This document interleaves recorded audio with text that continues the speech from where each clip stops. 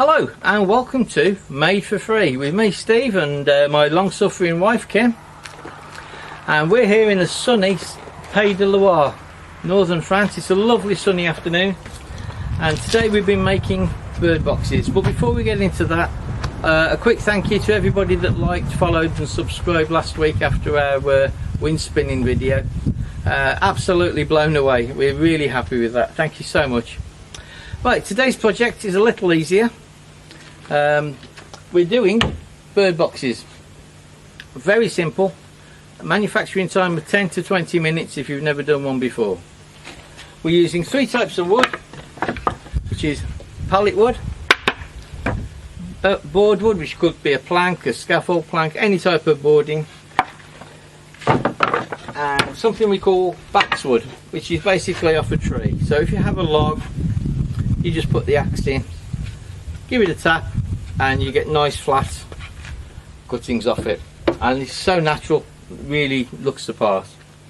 Okay, right, now material wise, what you have there, tool wise, you need a table saw, jigsaw, handsaw, take you a bit longer, a hammer and nails, an auger bit, which is just for the birds to get in and out, about 25mm, but just over an inch in the old scale.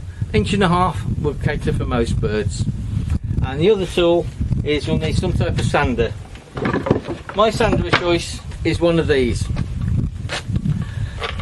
Not for the faint-hearted, and it takes no prisoners. Once you've had a close shave or two with these, you do develop a healthy respect for them.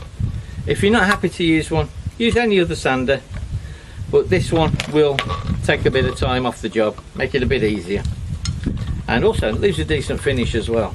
Saves a lot of time, but if you're not happy to use it, get somebody else to do it for you. Right, without further ado, let's start with the bird box manufacture.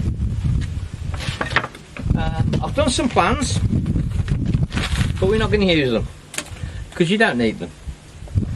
First, all you need is a piece of boarding, and you can make your own angle. If you want a steep angle, put a steep angle in. If you want it flat, have it flat. There's no right or wrong way, no laws. So cut yourself a piece out. As long as this is 90 degrees here, that's all that matters. But I've never seen the chaffinch with a spirit level, so don't worry about it. Once you've sawn these out, you should end up with two pieces, like so. From these two pieces, everything works off these two pieces, which is why you don't need any plans. Right, from the two pieces, you put in a piece of boarding or a base. Whatever the width of the base is the width that you put in the back. Okay, that should take you a couple of minutes. Very easy to do, and if you are out with the angles, the sander will make it right. Now, my favourite bit coming up now is the front. I use some of the very thin piece of baseboard, but tree board, but you can use anything. But before that's glued and screwed or nailed, I prefer nails. Nails last a lot longer than screws in this type of wood. So without further ado, before I've screwed this one in, I've dropped it. I drill the hole first. Okay, and I'll leave a little bit over so the sander will make a nice flush finish when you're finished. So there'll be no gaps, and again, nailed in rather than screwed for me, but it's up to you, personal preference. If you've got boxes of screws to use up, use them up. Also, on the inside, I haven't done this on this, but you can score, so when the chicks are trying to get out of the nest, they've got something to climb up to get out of the hole. Right, so I told you it was quick.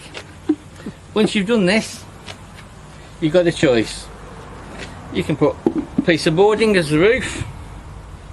If you're not happy with the boarding, use some natural log. This one's quite a heavy piece, but you could use natural log, or my choice at the moment, an old roof tile. Either of them all look good, and the roof tile, if you've got galvanised nails, they will last a bit longer, but you'll need about 1.5 inches to keep them in place. And when you finish that, that should be about 15 to 20 minutes, which just leaves a bit of sanding and a bit of staining, and you're pretty well good to go. Here's a few I made earlier, all different, and also I've got to note they're quite heavy, so if you're thinking of making these to post out, some of them can weigh in excess of 6 and 7 kilos, so it's not a good idea unless you've got a good postage system in the country that you're in. Okay, now the dogs have stopped fighting. If you're happy with what you made, or what I've made, sorry, and you want to have a go yourself, please let me know if you sell any, or if your relatives and friends are happy with them as gifts, because that'll make my day. And if you've made some money out of it, great, because that's what I'm doing this for.